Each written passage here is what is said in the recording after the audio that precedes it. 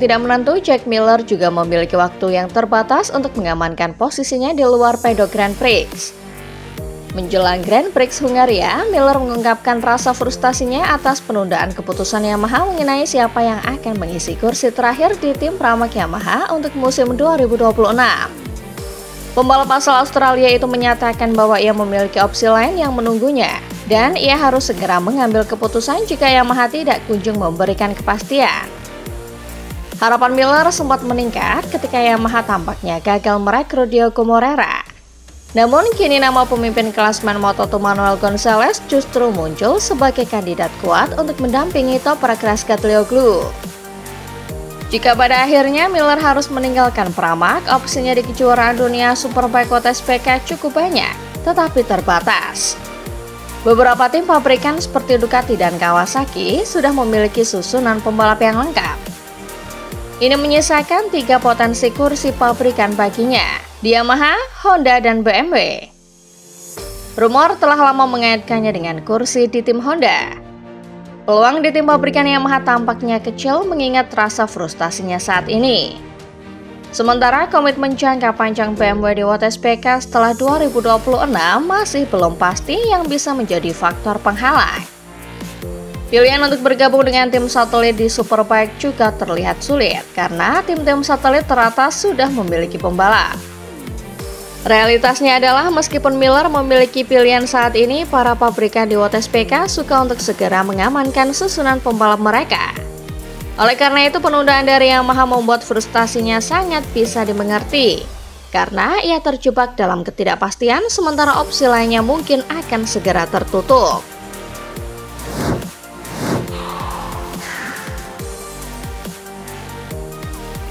Bos Motorsport KTM Pit Barrier mengatakan bahwa kesepakatan sponsor baru dengan Red Bull telah ditandatangani. Di tengah rumor perpisahan yang mengklaim perusahaan minuman energi itu bisa bergabung dengan Honda, Red Bull telah menjadi sponsor utama KTM selama lebih dari 20 tahun, setelah pertama kali bermitra dengan merek Austria itu pada tahun 2003.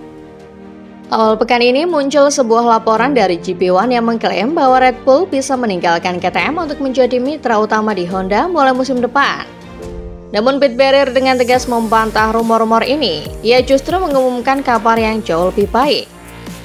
Hanya beberapa hari yang lalu, kontrak mereka dengan Red Bull baru saja diperbarui untuk jangka panjang.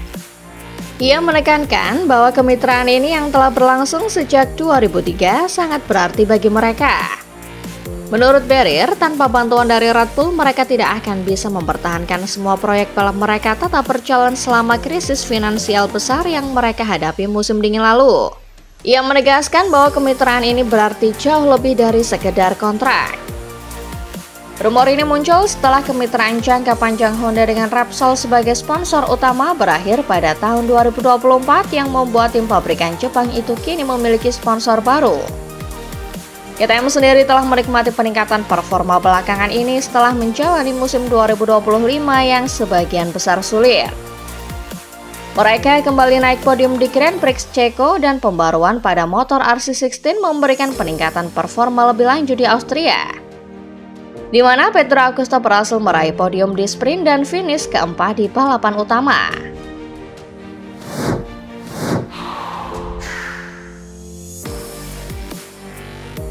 Pembalap uji coba KTM itu menggantikan Maverick Viñales akhir pekan ini di balapan Park saat pemenang 10 kali Grand Prix itu terus melanjutkan pemulihan dari cedera paha yang dideritanya. Espargaro sudah diperkirakan akan tampil kuat di sesi FP1 karena ia telah melakukan tes di sirkuit ini sebelumnya pada bulan Juni. Memang benar ia berhasil finish kedua pada sesi pagi. Namun, pada sesi sore, Espargaro berhasil mempertahankan performa kuatnya, mengamankan tempat langsung ke Q2 di posisi ke-8 dan bahkan mencatatkan waktu tercepat di sektor ketiga. Hervé Poncarol menjelaskan bahwa meskipun mereka sudah tahu Paul akan cepat di sesi pagi karena pengalaman tesnya, mereka tidak menyangka ia akan secepat itu. Ia menambahkan bahwa Paul sebenarnya juga sedang menguji beberapa hal baru. Itulah sebabnya ia sempat sedikit turun posisinya di awal sesi sore. Poncarol mengakui sangat bangga melihat seorang pembalap yang hampir pensiun bisa langsung lolos ke Q2. Ia menyimpulkan bahwa malam itu mereka adalah tim yang sangat bahagia. Juga karena rekan setimnya Enea Bastianini tampil baik dan menikmati motornya. Rekan setim Espargaro akhir pekan ini Enea Bastianini telah melanjutkan performa kuatnya belakangan ini ke Hungaria dan berada di posisi kelima pada akhir sesi latihan. Terpaut 0,354 detik dari pemuncak sesi Pedro Acosta yang mengendarai motor pabrikan KTM.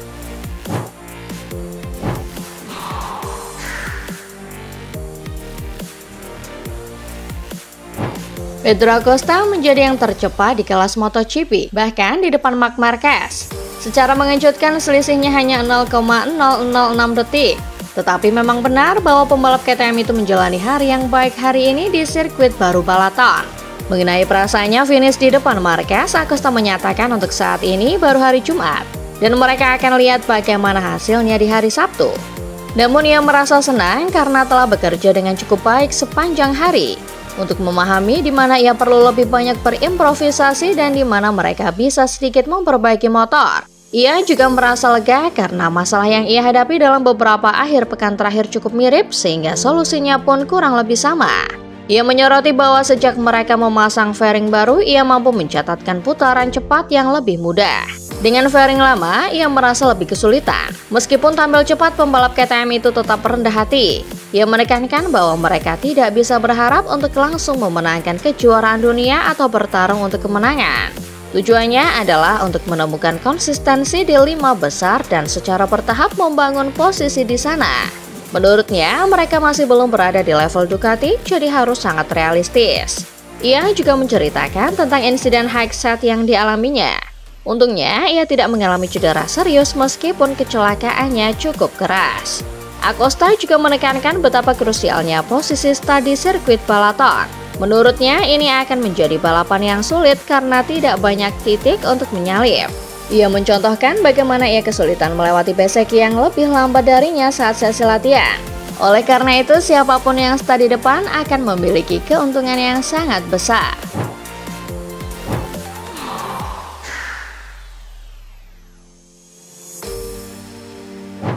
Dari 3 pembalap yang terlihat berdebat di akhir sesi latihan MotoGP hari Jumat di Balaton Park, hanya Francesco Bagnaia yang lolos tanpa hukuman. Steward FIM MotoGP kemudian menghukum Alex Marquez dan Jack Miller dengan penurunan 3 posisi start karena menghalangi pembalap Ducati Lenovo tersebut. Bagnaia telah bereaksi dengan gestur marah di lintasan. Ia menegaskan bahwa ia tidak begitu melihat apa yang terjadi. Ia hanya sedang berusaha melakukan putaran cepatnya yang kedua seperti biasa. Sementara kedua pembalap lain itu sedang berdebat di tengah jalur balap. Mantan juara dunia itu menyelesaikan hari pembuka yang sulit di posisi ke-14. Ia sudah menduga akan kesulitan di sirkuit ini. Namun ia melihat sisi positif karena berhasil memperkecil jaraknya dengan pembalap tercepat sepanjang hari. Sementara itu Miller dianggap telah dihalangi oleh Alex Marquez, tetapi kemudian juga menghalangi Bagnaia. Miller menjelaskan bahwa Alex saat itu sedang kesal dengan pembalap lain dan berhenti di tengah lintasan sambil menunjukkan gestur kekecewaan, yang menurutnya bukan tempat yang tepat untuk melakukannya. Miller menyelesaikan sesi di posisi ke-17, yang berarti ia akan bergabung dengan Bagnaia di kualifikasi 1 pada hari Sabtu ini. Sebaliknya, Alex Marquez menjadi yang tercepat ketiga mengamankan tempatnya langsung di kualifikasi 2. Penting untuk dicatat bahwa hukuman penurunan posisi start tidak berlaku untuk balapan sprint hari Sabtu, melainkan hanya untuk balapan utama Grand Prix pada hari Minggu.